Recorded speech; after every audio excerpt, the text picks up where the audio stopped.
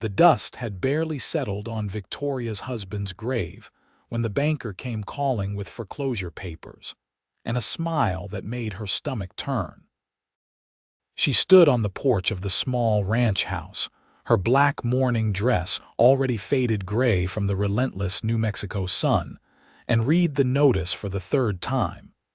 6 months. That was all she had to prove she could keep the ranch running, or the bank would take everything. The ranch wasn't much, just 60 acres outside Chloride, but it was hers now, the only thing standing between her and complete destitution. Her husband Thomas had died 3 weeks ago when his horse threw him during a storm, leaving her alone at 23 with debts she hadn't known existed and a half-finished barn that mocked her every time she looked at it. The barn. That was the crux of it all. Without proper shelter for livestock, she couldn't expand the small herd. Without expanding the herd, she couldn't make enough money to pay the bank. And without money, she would lose everything. Thomas had started building it last spring, but he had been a dreamer, not a builder. The frame stood crooked and incomplete, a skeleton of ambition that had died with him. Victoria folded the notice and tucked it into her apron pocket. She was not going to cry. She had done enough crying in the dark hours of the night when no one could see. During the day, she had work to do. The chickens needed feeding, the garden needed tending, and somehow, impossibly, she needed to finish that barn. She had tried. God knew she had tried. But every nail she hammered seemed to find the wrong angle. Every board she cut came up short or too long, and the whole structure seemed determined to collapse the moment she turned her back. She wasn't built for this kind of work. Her father had been a shopkeeper in Santa Fe, and her mother had taught her to read and write and keep a tidy home. None of that helped when you were trying to raise a barn beam by yourself. The sun was setting over the Mogollon Mountains when she heard the sound of a horse approaching. Victoria shaded her eyes and watched as a rider came up the dusty road, leading a pack mule behind him. He was tall in the saddle, his hat pulled low against the evening light, and for a moment her heart clenched with an old fear. A woman alone was vulnerable in ways she was still learning to understand. But as he drew closer, she saw he was younger than she had first thought, maybe 26 or 27, with an honest face and eyes that didn't slide away from hers when he tipped his hat.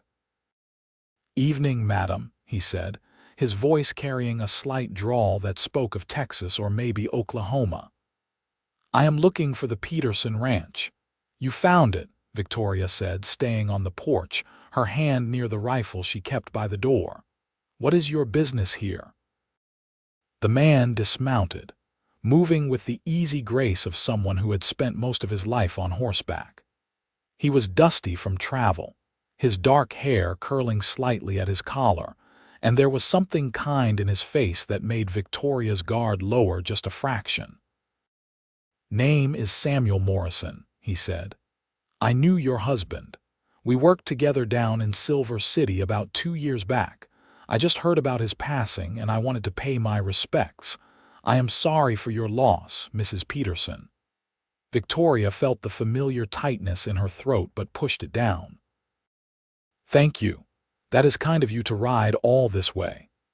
Samuel looked around the property, taking in the struggling garden, the leaning fence posts, and the half-finished barn with its exposed beams reaching toward the sky like pleading hands. "How are you managing?" The question was simple, but something in his tone made Victoria's carefully constructed composure crack just slightly. "I am managing," she said, but her voice wavered. Samuel nodded slowly, still looking at the barn. "That is a big project to finish alone." "I will figure it out," Victoria said, lifting her chin. She had learned in the past 3 weeks that showing weakness invited either pity or predation, and she wanted neither.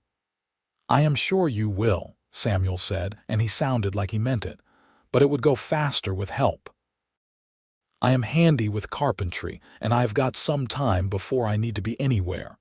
I would be happy to lend a hand if you would have me." Victoria stared at him. "Why would you do that?" Samuel met her eyes, and there was no guile in his expression. "Because Thomas was a good man who helped me when I needed it, and because it is the right thing to do. I do not want anything from you, Mrs. Peterson. I just want to help." She should have said no. She should have sent him on his way. A widow woman accepting help from a strange man would set tongues wagging in town, and she already had enough to deal with. But as she looked at that unfinished barn, at the enormity of the task before her, she felt the weight of her exhaustion settle over her like a heavy blanket. "I cannot pay you," she said finally. "I barely have enough to feed myself." "I am not asking for pay," Samuel said. "Just a place to put my bedroll and maybe some food if you can spare it. I will work until the barn is finished, and then I will be on my way." Victoria studied him for a long moment, weighing risk against desperate need. Finally, she nodded. "There is a lean-to behind the house where you can sleep. I will fix you some supper." "Much appreciated, madam," Samuel said, tipping his hat again.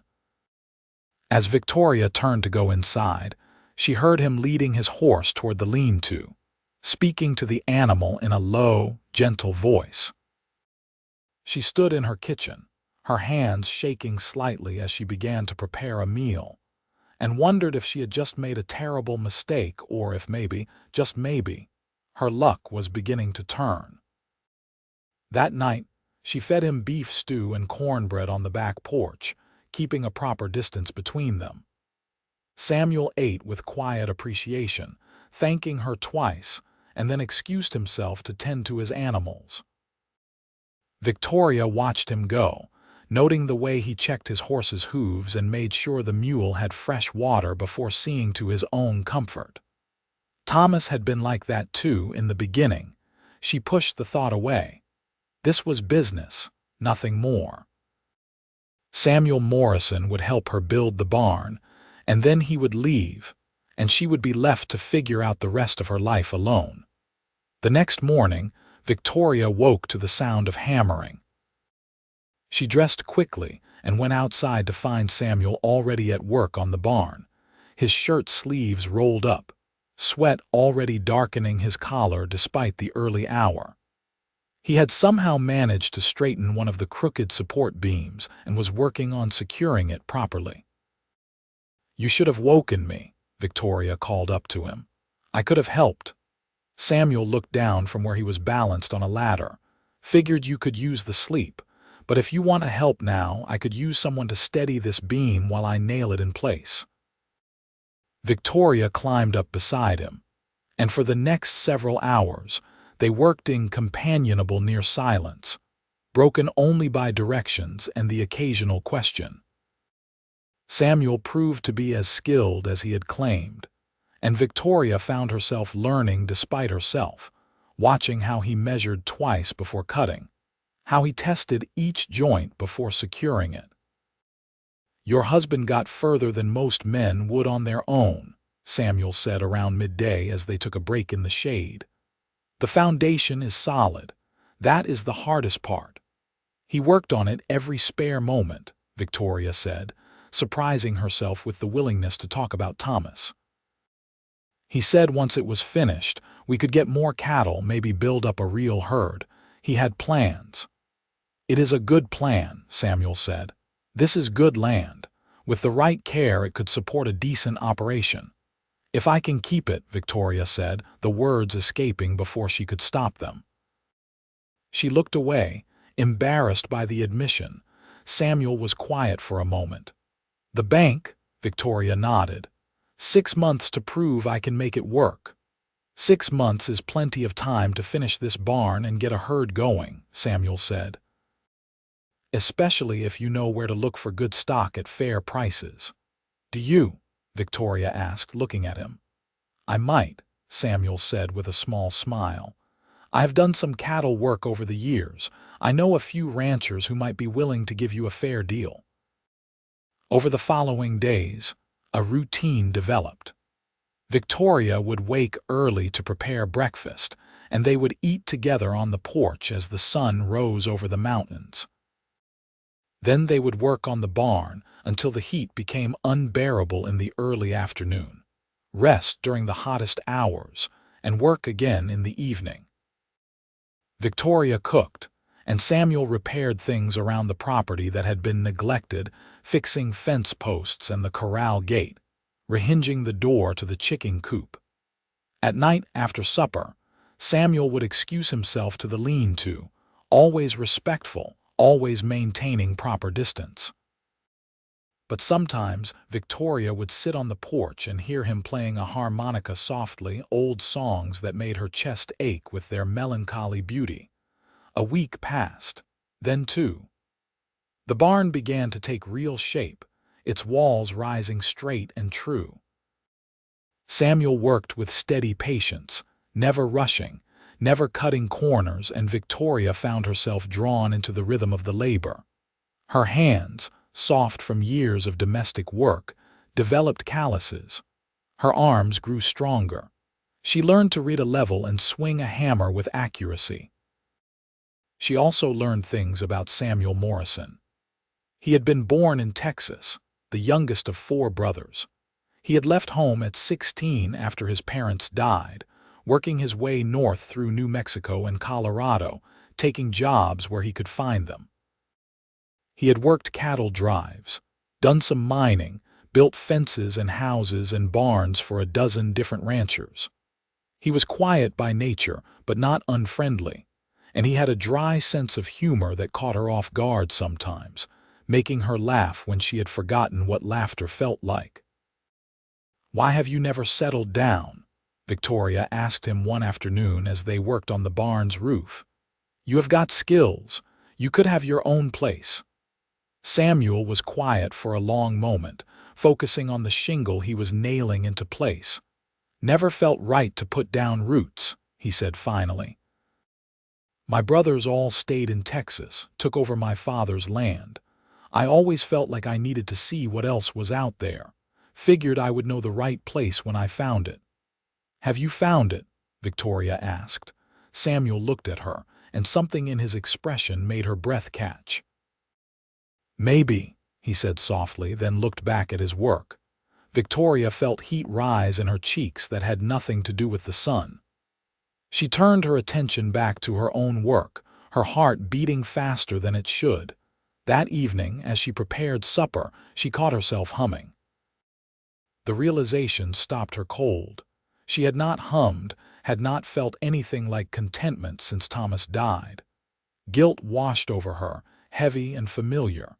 What right did she have to feel anything but grief? What kind of woman was she, to find herself looking forward to breakfast with a man who was not her husband? To linger over supper, listening to his stories of distant places? She burned the biscuits, too distracted by her own thoughts, and served them anyway with apologies. "They are perfect," Samuel said, biting into one with apparent sincerity. "My mother used to say a little char builds character." "Your mother sounds like she was a kind woman," Victoria said. "She was," Samuel agreed. "She would have liked you." The simple statement hung in the air between them. Victoria did not know what to say to that, so she said nothing, and they finished the meal in silence that felt charged with unspoken things. The next day was Sunday, and Victoria insisted they take a day of rest. She dressed in her better dress and walked the 3 miles to town for church services, something she had not done since the funeral. The small church was full, and she felt the eyes on her as she took her seat in the back pew. After the service, several of the women approached her with false sympathy and real curiosity. "We heard you have a man staying at your place," Mrs. Collins said, her voice dripping with concern. "Is that wise, dear? People might talk." "He is helping me finish the barn," Victoria said evenly. "It is proper work, nothing more." "Still," Mrs. Collins persisted, "a young widow needs to be careful of her reputation. Perhaps it would be better if you came to stay in town until you figure out what to do with the property." "I know exactly what I am going to do with my property," Victoria said, her voice harder than she intended. "I am going to keep it." She walked home, her cheeks burning with anger and embarrassment. By the time she reached the ranch, her temper had cooled enough that she could think clearly. Mrs. Collins was a busybody, but she was not wrong about the appearance of the situation. If Victoria wanted to maintain her standing in the community, she needed to be above reproach. Samuel was sitting on the porch when she arrived, whittling a piece of wood into shape. He looked up as she approached, and something in her expression made him set down his knife. "Bad morning," he asked. "The women in town have noticed you are here," Victoria said bluntly. "They think it is improper." Samuel nodded slowly. "I figured that might happen. I can move on if you want. The barn is not finished, but I can show you how to complete the rest." "No," Victoria said, surprising herself with the vehemence of the word. "No, I need you here. I cannot finish it alone, and I cannot lose this place. I do not care what they think." "You might care later," Samuel said gently. "Reputation matters in a small town." "So does survival," Victoria said. She sat down on the porch steps, suddenly exhausted. "I am so tired of trying to fit into what everyone thinks I should be. The grieving widow who sells the ranch and goes to live with relatives. The helpless woman who needs a man to save her. I do not want to be saved, Mr. Morrison. I want to build something, even if I have to do it alone." "You are not alone," Samuel said quietly. "Not right now, anyway." Victoria looked at him, really looked at him, seeing the strength in his weathered face, the steadiness in his eyes. "Why are you really here?" she asked. "The truth. People do not just wander by and offer to build barns for strangers." Samuel set down his whittling and leaned back against the porch post. "Thomas saved my life once," he said. "We were working in a mine outside Silver City, and there was a collapse. He dug me out when no one else thought it was worth the risk. I told him if he ever needed anything, all he had to do was ask. Then I heard he died, and I heard his widow was trying to run the ranch alone, and I figured this was how I paid that debt." "So it is obligation," Victoria said, trying to keep the disappointment out of her voice. "It was," Samuel said, "at first, but that is not why I am staying."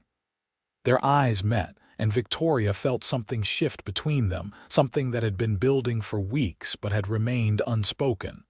She opened her mouth to respond, but no words came. Instead, she stood and went inside, her heart pounding. That night, she lay awake in her bed, staring at the ceiling. She had loved Thomas in the comfortable way of a practical marriage. He had been a good man, if not always a reliable one, and she had mourned him honestly. But what she felt stirring in her chest when she looked at Samuel Morrison was something different, something that frightened her with its intensity.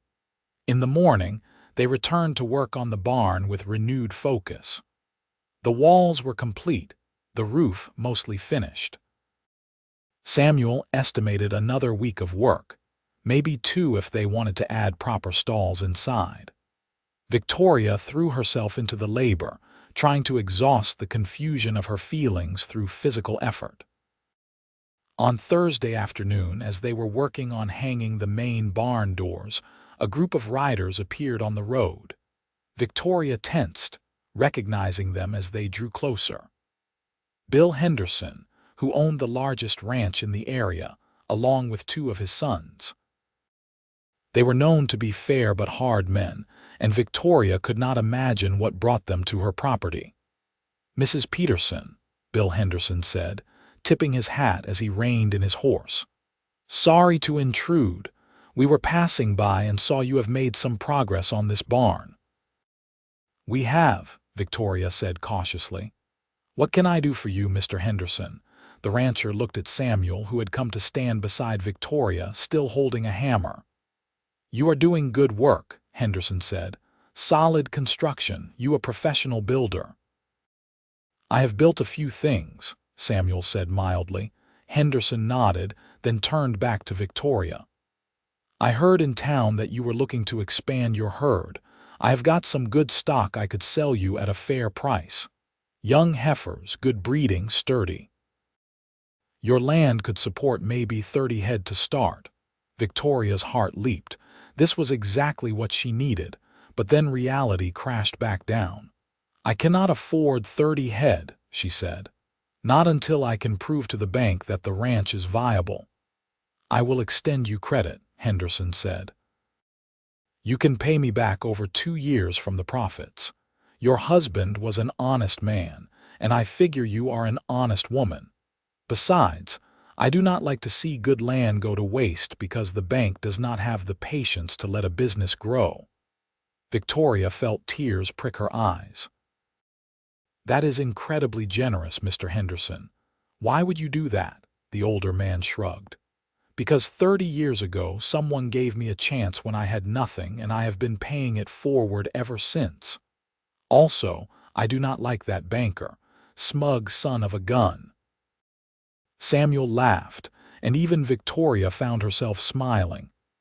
"Then I accept your offer, Mr. Henderson. Thank you." They shook hands, and Henderson promised to deliver the cattle once the barn was finished.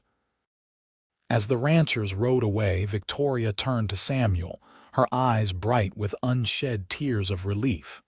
"This could work," she said. "This could actually work." "Of course it could," Samuel said. "I told you this was good land." The barn was finished on a Tuesday afternoon in late July. Victoria stood back and looked at it, this structure that had seemed impossible just a month ago, now standing solid and complete. Samuel had even built a small tack room inside and sturdy stalls for the horses. It was better than what Thomas had originally planned, more functional and more beautiful. "It is perfect," Victoria said softly. "It is a good barn," Samuel agreed. He was coiling rope, his movements methodical.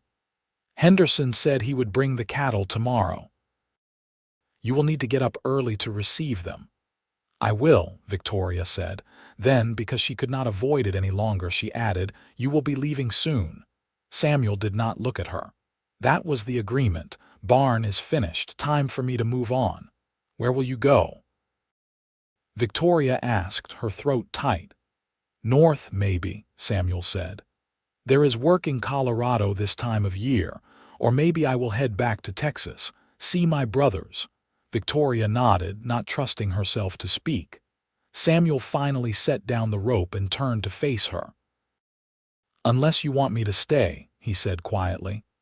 "I could help you with the cattle, get you through the winter, make sure everything is running smooth before I leave."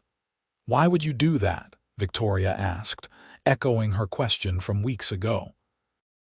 "Because I do not want to leave," Samuel said, his voice rough with emotion. "Because I wake up every morning looking forward to seeing you. Because you are the strongest, most determined woman I have ever met, and I think somewhere along the way, building this barn, I started building something else too. Something I did not expect." Victoria felt her breath catch. "Samuel." "I know it is too soon," Samuel said quickly. "I know you are still mourning your husband, and I am not trying to take his place. But Victoria, if there is any chance that someday you might feel something for me, I want to stay. Not as a drifter helping out, as a partner. Someone who wants to build a life here. With you." Victoria crossed the distance between them in 3 steps and took his hands in hers. "It is too soon," she said, and saw his face fall.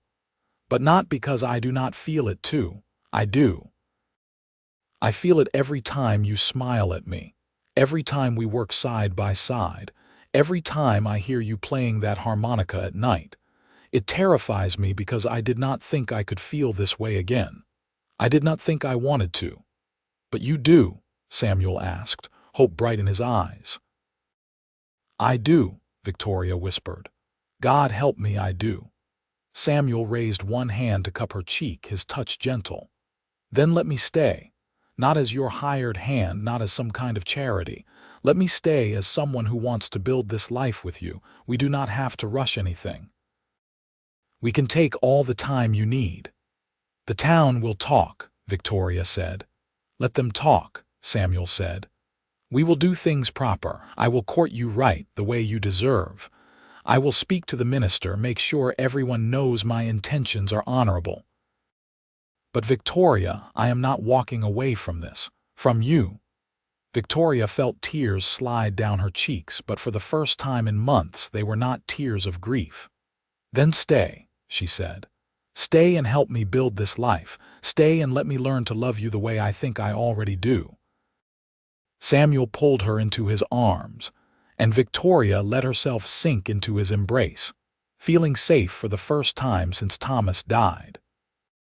They stood there in the shadow of the barn they had built together, holding each other as the sun set over the New Mexico mountains, and Victoria felt something inside her chest that had been frozen begin to thaw.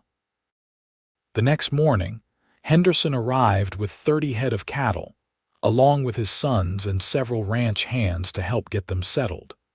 Samuel worked alongside them, and Victoria could not help but notice the easy respect between the men. Henderson clapped Samuel on the shoulder before he left and told him he had done good work. If you two need anything, you let me know, Henderson said to Victoria. And do not let that banker push you around. You have got a good operation starting here. As the weeks passed, Samuel kept his word. He moved into the bunkhouse that Thomas had built years ago, maintaining proper distance even as they spent every day working together. He rode into town and spoke to Reverend Matthews, making his intentions clear. The Reverend, a kind man who had known Thomas, gave them his blessing with the caveat that they should wait at least a year before marrying to observe proper mourning. Samuel agreed without hesitation. I am not going anywhere, he told Victoria. We have all the time in the world. But word had spread, and not everyone was as understanding as the Reverend. Victoria faced whispers and cold shoulders when she went to town for supplies. Mrs. Collins made a point of turning away when Victoria entered the general store. Other women followed her lead. Victoria tried to ignore it, but the isolation stung. One afternoon, she came back from town with tears on her cheeks, and Samuel found her sitting on the porch steps, her shoulders shaking. What happened? He asked, sitting beside her. They hate me, Victoria said. The women in town. They think I am disrespecting Thomas's memory. Mrs. Collins said I must not have loved him at all if I could move on so quickly. Samuel's jaw tightened. What you feel for your husband is no one's business but yours. You mourned him. You still honor him, but you have got a right to live, Victoria. To find happiness again. Do I? Victoria asked. Sometimes I wonder if they are right. Sometimes I feel so guilty for being happy with you that I cannot breathe. Samuel took her hand gently. Thomas would want you to be happy. Any man who loved you would want that. And Victoria, from everything you have told me about him, he was a good man. Good men do not want their wives to spend their lives in mourning. Victoria leaned her head against Samuel's shoulder, taking comfort in his solid presence. I just wish it did not have to be so hard. Nothing worth having is easy, Samuel said, but we will get through it, together. As summer turned to fall, the ranch began to thrive. The cattle were healthy and Victoria's small herd was growing. She and Samuel worked from dawn to dusk, building something sustainable and solid. They also began to truly know each other, not just as working partners, but as two people building a life together.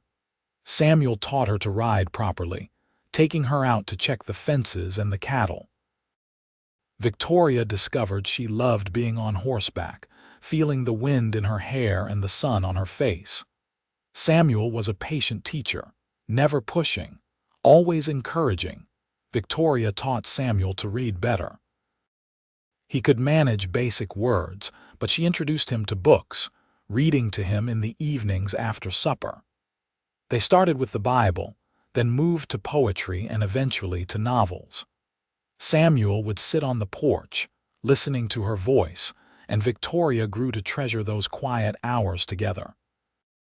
They talked about everything. Samuel told her about his childhood in Texas, about his brothers and their families, about the places he had seen in his wandering years. Victoria told him about growing up in Santa Fe, about her parents who had died of fever when she was 20, about her marriage to Thomas, which had been more partnership than passion, but had still held real affection. "You think less of me for not loving him the way I am starting to love you?" Victoria asked one night. "No," Samuel said firmly. "Love takes different forms. What you had with Thomas was real and valid. What we have is different, but that does not diminish what came before." As the months passed, Victoria felt herself falling deeper in love with Samuel Morrison. It was in the small things, the way he always made sure she ate enough, the way he fixed things before she even noticed they were broken, the way he looked at her like she was the most remarkable thing he had ever seen. In October, the banker came calling again. Mr. Thornton arrived in his fancy suit and his air of superiority, clearly expecting to find the ranch in shambles. Instead, he found a repaired fence, a completed barn, and cattle grazing peacefully in the pasture. "Mrs. Peterson," he said, unable to hide his surprise, "you have been busy." "I told you I could make it work," Victoria said coolly. "The ranch is profitable now. I will be able to make my payments on time." Thornton looked around, his eyes landing on Samuel, who was working on repairing the corral gate. "I see you have hired help." "Mr. Morrison is my partner," Victoria said, emphasizing the word. "He has been instrumental in turning this ranch around." "I am sure he has," Thornton said with a knowing smirk that made Victoria's blood boil. "Well, I look forward to seeing those payments. Assuming, of course, that your partnership remains profitable." After he left, Victoria was shaking with anger. Samuel came over and put a hand on her shoulder. "He is trying to get under your skin. Do not let him." "I want to punch him in his smug face," Victoria said. Samuel laughed. "I will hold him while you do it." The first snow fell in November, dusting the mountains white and bringing a bitter cold that seeped into everything. Samuel and Victoria worked together to make sure the cattle had adequate shelter and food. They spent long hours in the barn, and Victoria found herself grateful for Samuel's steady presence and his knowledge of ranching. One particularly cold evening, as they were finishing up the feeding, Victoria slipped on a patch of ice and would have fallen if Samuel had not caught her. He steadied her, his hands on her waist, and for a moment they stood there, close enough that she could feel his breath on her face. "Thank you," Victoria whispered. "Always," Samuel said, his voice low. They stood there for a heartbeat longer, and then Samuel stepped back, maintaining the careful distance he had kept since making his intentions known. But Victoria saw the longing in his eyes, and she knew it matched her own. Winter was hard, but they weathered it together. They developed a routine of working side by side during the day and spending evenings by the fire, Victoria reading while Samuel whittled or mended tack. Sometimes they would just talk, their conversations ranging from the profound to the mundane, and Victoria cherished every moment. Christmas came, and Victoria made a special dinner. She also knitted Samuel a scarf in secret, working on it late at night when he was already asleep. When she gave it to him on Christmas morning, his face lit up with genuine joy. "It is perfect," he said, wrapping it around his neck. "Thank you, Victoria. You have given me so much," Victoria said. "It is the least I could do." "You have given me more than you know," Samuel said quietly. "You have given me a home, a purpose, a reason to stop wandering." In the new year of 1886, Victoria's reputation in town began to slowly improve. Part of it was the undeniable success of the ranch. Part of it was the careful propriety she and Samuel maintained. But mostly, Victoria thought, it was because time had passed, and people had moved on to other scandals and concerns. In February, Victoria made her first payment to the bank, walking into Thornton's office with her head high and the money counted out exactly. The banker could not hide his disappointment, but he took the payment and marked it in his ledger. "You have got 4 more payments to make before the lien is lifted," he reminded her. "I will make every one of them," Victoria said. "You can count on that." Spring arrived with a riot of wildflowers covering the high desert. The cattle had survived the winter well, and several of the heifers were pregnant, promising to expand the herd even more. Victoria felt hope blooming in her chest like those wildflowers, bright and impossible to ignore. One warm evening in April, almost a year after Samuel had first arrived, they were sitting on the porch watching the sunset when Samuel cleared his throat. "Victoria, I know we said we would wait a year before making any decisions," he began. "It has been almost a year," Victoria said, her heart beginning to race. "It has," Samuel agreed. "And I have tried to be patient. I have tried to court you properly and give you time to grieve and be sure of your feelings. But Victoria, I need to know, is there a future for us? A real future?" Victoria turned to look at him, this man who had come into her life when she needed help and had ended up being so much more than she ever expected. "Yes," she said simply. "There is definitely a future for us." Samuel's face broke into a smile that transformed him. "Then I am asking you, Victoria Peterson, if you would do me the honor of becoming my wife. I do not have much to offer except my hands, my heart, and a promise to work beside you for the rest of my days. But if you will have me, I swear I will spend my life making you happy." "Yes," Victoria said, tears streaming down her face. "Yes, Samuel Morrison, I will marry you." Samuel pulled a small box from his pocket and opened it to reveal a simple gold band. "It was my mother's," he said. "The only thing I kept from home. I have been carrying it for years, thinking maybe someday I would find someone to give it to." He slid the ring onto Victoria's finger, and she looked at it through her tears, this tangible symbol of a new life beginning. Samuel pulled her into his arms, and for the first time he kissed her, gentle and sweet and full of promise. When they finally pulled apart, Victoria was breathless. "That was worth waiting for," she said. "I love you, Victoria," Samuel said. "I think I started loving you the first week I was here, watching you swing that hammer like you were fighting off the whole world." "I love you too," Victoria said. "You saved me, Samuel, not just the ranch, but me. You reminded me that I could be strong and still need someone. That I could build something new without forgetting what came before." They were married in June by Reverend Matthews in a simple ceremony at the church. Victoria wore her mother's wedding dress, altered to fit, and Samuel wore a new suit that he had bought specially for the occasion. Bill Henderson stood as witness, along with his wife Margaret, who had become a friend to Victoria over the past months, one of the few women in town who had not shunned her. The ceremony was short and sweet, and when Samuel kissed his bride, Victoria felt her heart so full she thought it might burst. They held a small celebration at the ranch, with Henderson and his family, the Reverend, and a few neighbors who had proven themselves true friends.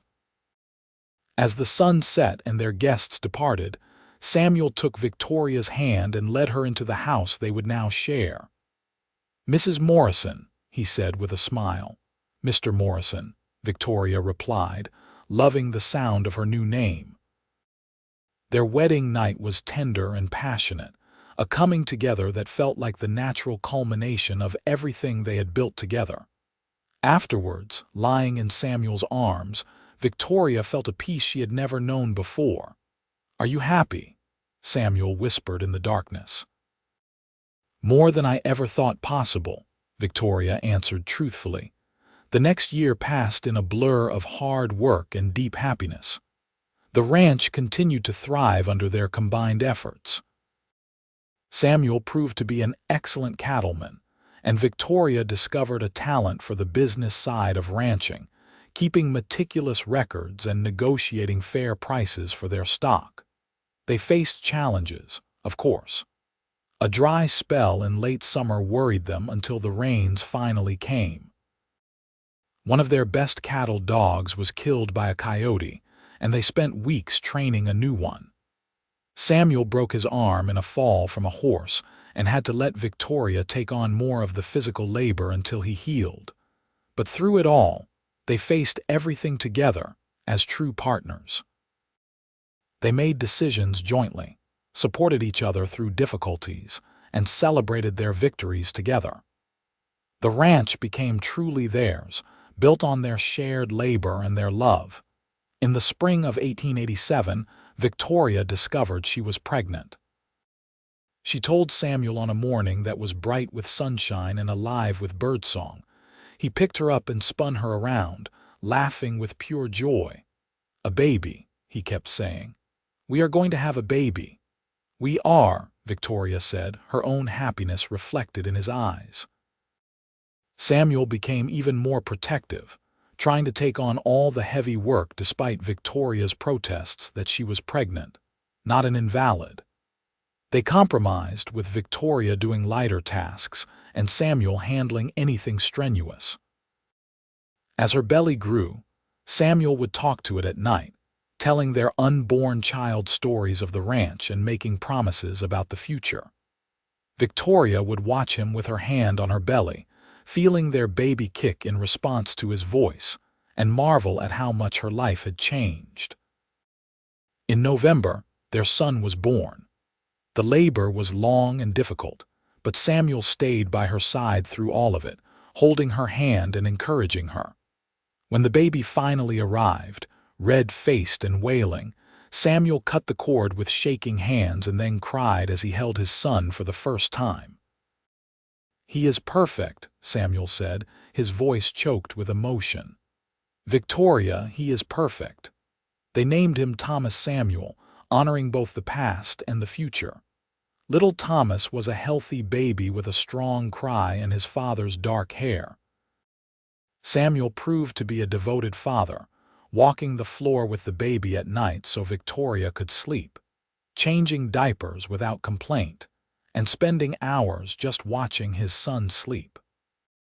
Victoria nursed Thomas while watching Samuel teach a young horse to accept a saddle, and thought about how different her life was from what she had imagined just 2 years ago.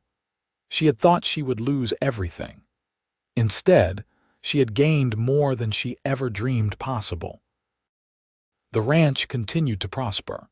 They paid off the bank loan ahead of schedule, much to Thornton's obvious displeasure.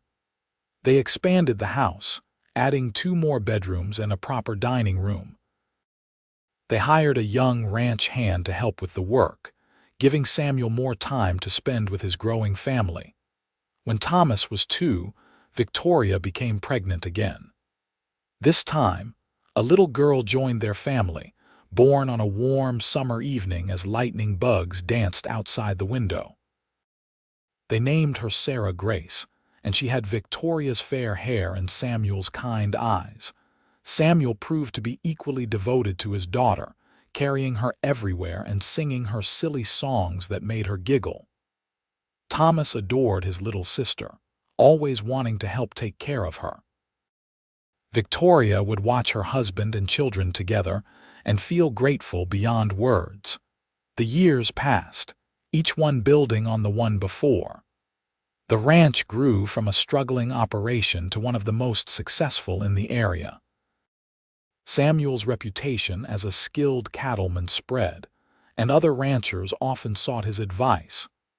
Victoria became known for her business acumen and her fair dealings. They had 2 more children, another son named Henry and a daughter named Alice.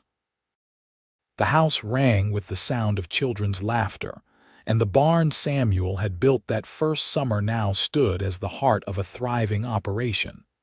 Bill Henderson, who had given them their first real chance, became a close friend. He and his wife were frequent visitors, and their children played together. The community that had once shunned Victoria came to respect and admire what she and Samuel had built together. On their 10th wedding anniversary, Samuel took Victoria out to the barn at sunset. It had been expanded and improved over the years, but the original structure still stood, solid and true. "I have been thinking about the day I rode up here," Samuel said, taking Victoria's hand. "I thought I was just paying a debt to a dead friend. I had no idea I was riding toward my whole life." "I was so scared," Victoria remembered. "Scared of losing everything, scared of being alone, and then you showed up and just started fixing things." "We fixed things together," Samuel corrected. "You were never helpless, Victoria. You were strong enough to accept help, which is different. You were strong enough to let yourself love again." "I am glad I did," Victoria said, leaning into his embrace. "I am glad you stayed." "I will always stay," Samuel said. "This is where I belong, with you, with our children, on this land we built together. This is home." As they stood there in the shadow of the barn, Victoria reflected on the journey that had brought them here. She thought about Thomas, who had died too young but whose death had inadvertently led her to Samuel.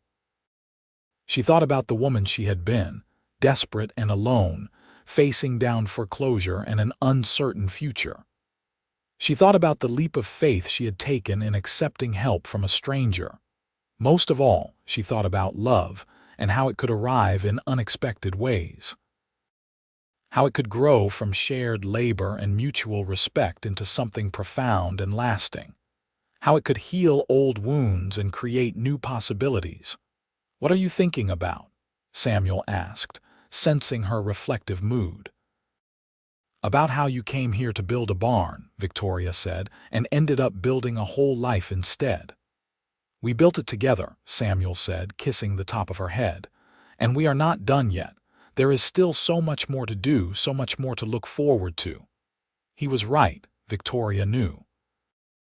Their children would grow up on this land. They would teach them to work hard, to treat people fairly, to build things that lasted. Thomas would learn ranching from his father. Sarah showed signs of having her mother's head for business. Henry and Alice were still young, their futures unwritten.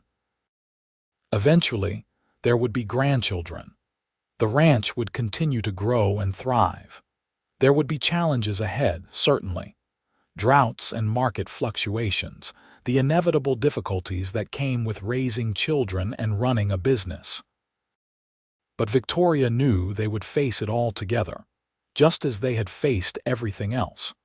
As the sun set over the New Mexico mountains, painting the sky in shades of orange and pink, Samuel and Victoria walked back to the house hand in hand. Inside, they could hear the children playing, their nanny trying to get them ready for bed. It was the sound of home, of family, of a life well lived. That night, after the children were asleep and the house was quiet, Victoria and Samuel sat on their porch as they had done countless times before. Samuel played his harmonica softly, old songs that Victoria had learned by heart. The stars came out one by one, and the cattle lowed contentedly in the distance. "I love you," Victoria said, not for the first time and not for the last. "I love you too," Samuel replied. "Always have, always will." They sat together in comfortable silence, two people who had found each other against all odds, who had built something beautiful from necessity and determination and love. The barn stood solid in the moonlight, a testament to where they had started. But the real testament was here, in this quiet moment, in the life they had created together. Victoria Peterson Morrison, once a desperate widow facing ruin, was now a successful rancher, a beloved wife, and a devoted mother. Samuel Morrison, once a drifter with no place to call home, had found his roots and his purpose. Together, they had taken a struggling piece of land and turned it into something extraordinary. But more than that, They had built a love that would last a lifetime. A love born from respect and trust, nurtured through hard work and shared dreams, and strengthened by every challenge they overcame together. It was the kind of love that grew deeper with time, that became more precious with each passing year. As they finally stood to go inside, Samuel pulled Victoria close one more time. "Thank you," he said softly. "For what?" Victoria asked. "For letting me stay," Samuel said. "For building this life with me, for loving me." "Thank you for being worth staying for," Victoria replied with a smile. They went inside together, closing the door on another day in the life they had built. Tomorrow would bring new work, new challenges, new joys. Their children would wake with the sun, full of energy and questions. The cattle would need tending. The ranch would demand their attention and their labor. But they would face it all together, as they always had, as they always would. Partners in every sense of the word, bound by love and commitment, and the shared knowledge that they had found something rare and precious. The barn Samuel had helped Victoria build still stood strong, sheltering the animals that sustained their livelihood. But the real building had happened in the quiet moments between them, in the gradual construction of trust and affection that had become a love as solid and enduring as the New Mexico mountains themselves. He had come to help build a barn. Instead, he had built a life, a family, a future. And Victoria, who had thought she had lost everything, had found more than she ever dreamed possible. Together, they had created something that would last long after they were gone, a legacy of hard work, determination, and love that would be passed down through generations. Years later, when their children were grown and had children of their own, Thomas and Sarah would tell stories about how their parents met. About the barn that brought them together, about the struggling ranch that became a thriving operation, about the love that grew from desperation and hope into something beautiful and lasting. They would talk about their father, Samuel Morrison, who had been a drifter until he found a home. About their mother, Victoria Morrison, who had been strong enough to accept help and brave enough to love again. About two people who had needed each other at exactly the right moment and had built something extraordinary together. But that was all still to come. For now, on this quiet night in 1897, Samuel and Victoria Morrison slept peacefully in the home they had created, surrounded by the family they had built, secure in the love they shared. The barn stood sentinel outside, a reminder of where they had started, but inside the house was where they had truly arrived, at a place of belonging and love and home. The journey that had begun with a simple offer of help had led to this perfect moment of peace and contentment, and neither of them would have changed a single thing about the path that had brought them here, together.